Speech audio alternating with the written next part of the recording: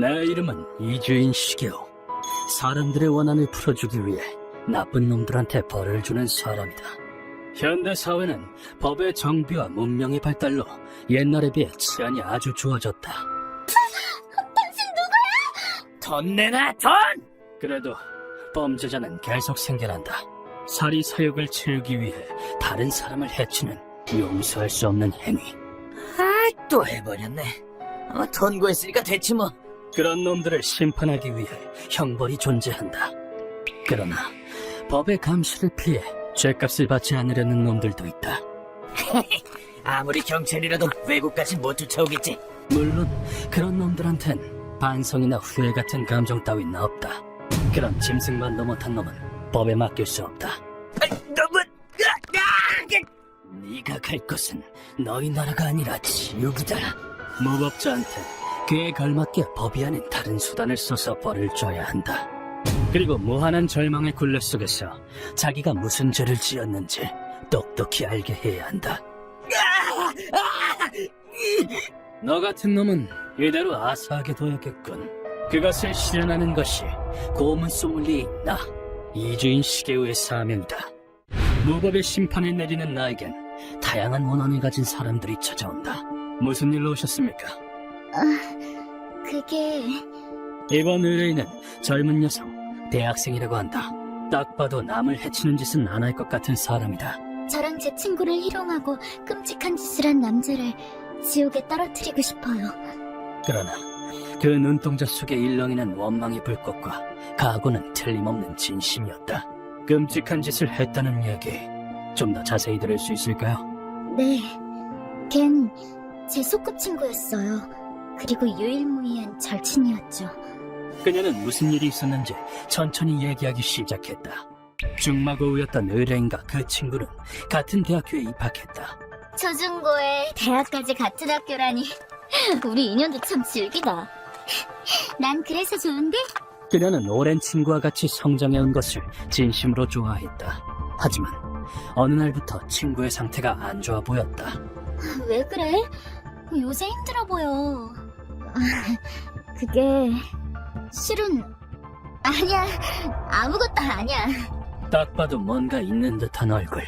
의뢰인은 친구가 뭔가 숨기는 게 있는 것 같다고 느꼈다. 그러던 어느 날 의뢰인에게 어떤 교수가 말을 걸었다. 자네, 우리 연구실에 들어오지 않겠어? 학점이랑 취업은 따놓은 당상인데. 네? 졸업만 하면 된다고 생각했던 의뢰인한테는 엄청난 조건이었지만 그 교수의 흐린 눈동자를 보니 불길한 예감이 들었다고 한다. 학점 쉽게 딸 수 있어. 취직도 잘 되고. 말씀 감사합니다. 근데 전 이미 다른 데 들어가기로 해서요.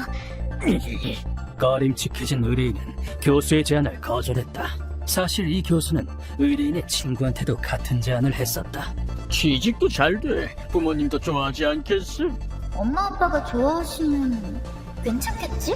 친구 집은 넉넉한 형편이 아니어서 그 제안에 넘어가고 말았다. 그러나 그건 함정이었다. 이 남자는 여학생을 상습적으로 성희롱하는 놈이었다. 부모님이 비싼 학비를 대주시는데 학점 잘 받아야겠지. 네? 네. 자신의 직위를 이용해 연구실에 친구를 불러들여 끔찍한 짓을 했다. 넌 어른이니까 이건 합의하에 한 거다.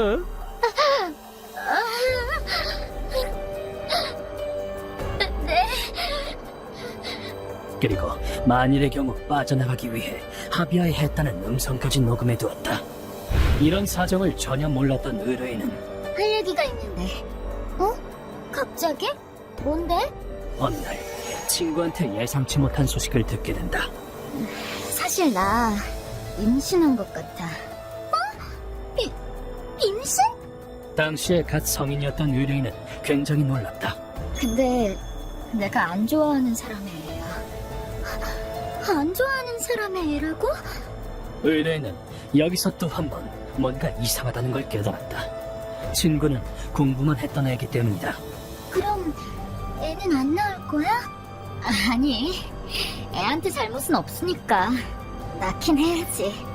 그것은 성실한 친구다운 대답이었다. 왠지 모를 불길한 예감이 들었지만 물어볼 수밖에 없었다. 저기, 얘 아빠가 누군지 물어봐도 돼? 우리 사이에 숨길 게 뭐가 있겠어. 일본 문학 담당 요시다 교수야. 대답을 들은 의뢰인은 간이 떨어질 뻔했다. 그는 나이도 많고 추잡스러운 놈이었기 때문이다. 이날은 이렇게 헤어졌다고 한다. 다음에 봐. 그게 친구의 마지막 모습일 줄도 모르고 친구는 싱글맘이 될 각오를 하고 있었다. 그 사람이랑 살 수는 없지. 그래도 알려주고 조금이라도 양육비를. 저 임신했어요. 응? 뭐? 그러나 본인도 아직 어려서 아이한테 충분한 환경을 만들어줄 수 없으니 간절했을 것이다. 하지만 임신 사실을 알린 친구한테 교수는 악마 같은 짓을 했다. 헛소리 하지 마! 내 앞길을 막으려고! 그놈은 자신의 애가 들어선 배를 힘껏 가격한 것이다. 게다가 아파하는 친구의 배를 가차없이 짓밟았다. 내 새끼 따윈 그냥 뒤져! 넌 그냥 애안정이었다고! 이때 친구는 뱃속의 아이를 잃었다. 자기 처지만 생각한 교수의 살인 행위였다. 친구는 그 일로 괴로워하다가 스스로 목숨을 끊었다. 대체 애는 어쩌고?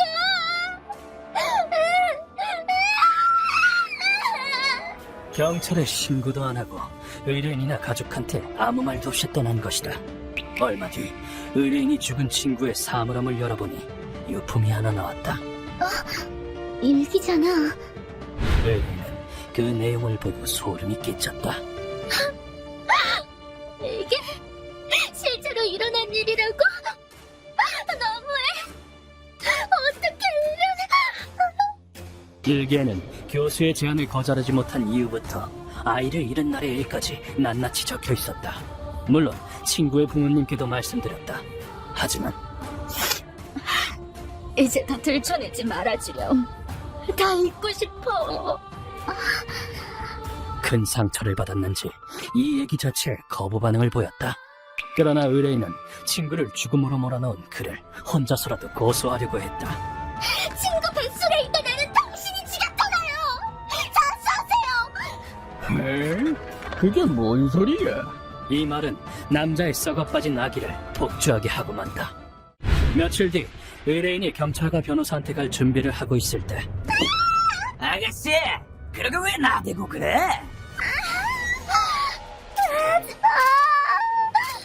의뢰인은 복면을 쓴 남자들한테 유괴당해 깊은 산속에서 차마 말로 할 수 없을 정도의 폭력을 당했다. 범인이 누군지는 모르겠지만 분명 그 교수랑 관련이 있을 것이다. 무서워. 너무 무서워. 그 영상은 어떻게 되는 거지? 의뢰인은 마음속에 큰 상처를 입었고 너무 무서운 나머지 학교도 못 다니게 됐다. 소중한 친구를 지금까지 몰아넣고 입막음용으로 제 존엄성까지 짓밟은 그놈을 내가 죽여주세요! 그녀의 얼굴은 마치 귀신처럼 변해 있었다. 알겠습니다. 친구분과 아이의 원한, 그리고 당신의 분노까지 충분히 이해했습니다. 꼭 좀 부탁드립니다. 저지대 극치인 악행들, 이 고문 소믈리에가 처리할 가치가 충분하다. 자신의 직위를 이용해서 쾌락만을 위해 여자를 희생시키고 무고한 생명까지 빼앗다니, 감정도 없는 추악한 짐승 새끼. 내가 도살해주겠어. 편하게 죽을 생각은 버려라. 니놈을 지옥 끝까지 데려가주마. 다다음 생분의 죄값까지 받아야겠어. 나는 소식통에게 조사를 의뢰했다. 상습범이네. 학점을 빌미로 잡아서 신고도 못하게 했대. 의뢰인을 덮쳤던 공연 집단도 그 남자가 시킨 거야.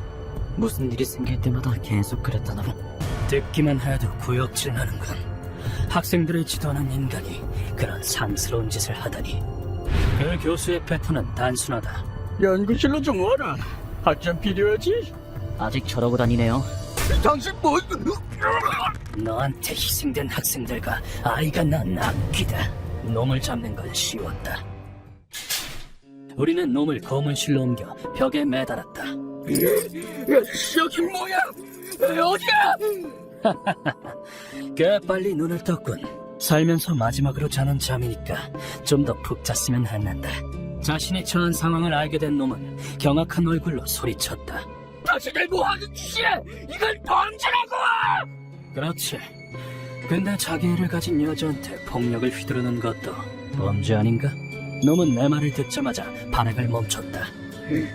너 걔랑 아는 사이야? 글쎄, 그것보단 이놈은 아이를 죽이고 아이 엄마까지 죽게 했다는 거 알고 있지? 그리고 입막음용으로 그 친구까지 덮쳤어. 어떻게 생각하나? 질문을 던지니 남자는 불쾌하다는 듯한 표정을 지었다. 그럼 어떡해? 난 그냥 엔조이였는데 애 같은 걸 달고 왔으니.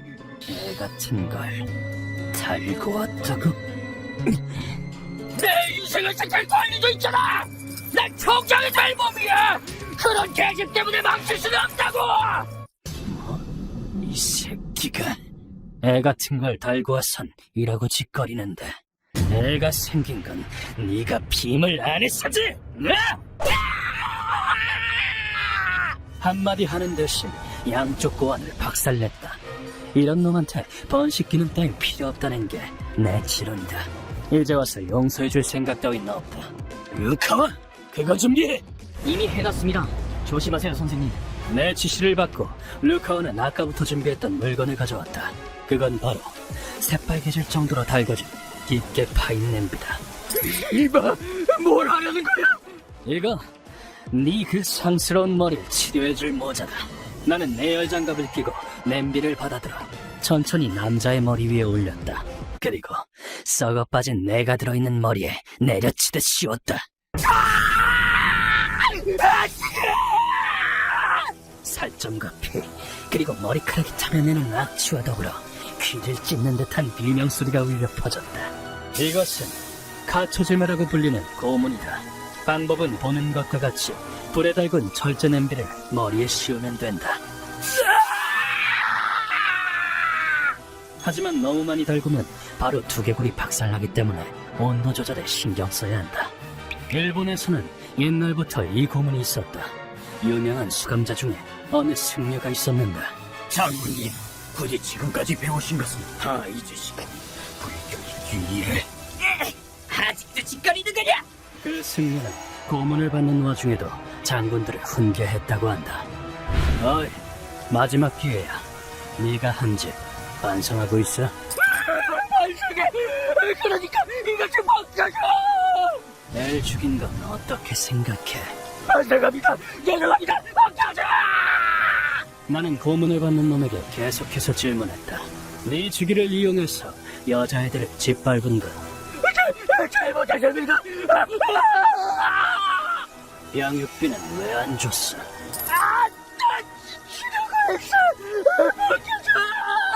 이놈이 진심으로 반성한다면 마지막까지 제대로 대답할 것이다.